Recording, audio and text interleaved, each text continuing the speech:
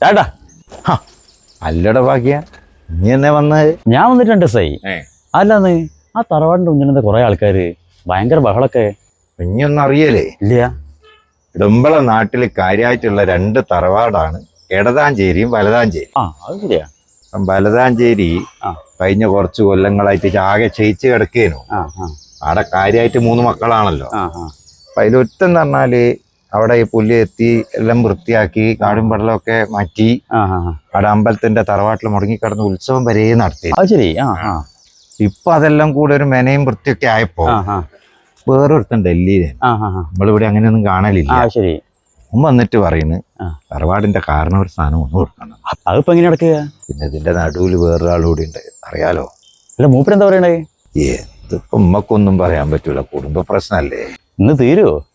തീരാനിപ്പോ ഞായറാഴ്ച അവിടെ കുടുംബത്തിൽ എന്തോ ഒരു പൂജയും കാര്യങ്ങളൊക്കെ ഉണ്ടെന്ന് പറഞ്ഞേ. അപ്പൊ ഇവർക്ക് എന്തുണ്ടെങ്കിലും ഡൽഹിയിൽ ഒരു ചെറിയമ്മ ഉണ്ടല്ലോ, ചെറിയമ്മയും മോൻ പറഞ്ഞു, അവരും കൂടി വന്നാലേ ഇത് കാര്യങ്ങൾക്ക് ഒരു തീരുമാനമാവുള്ളൂ. അപ്പൊ ഒരു വന്നാൽ തീരുമാനാവൂല്ലേ? തീർന്നു കഴിഞ്ഞാൽ വേറൊരു കാര്യമുണ്ട്, പിന്നെ ഓരെല്ലാം കൂടെ ഒറ്റക്കെട്ട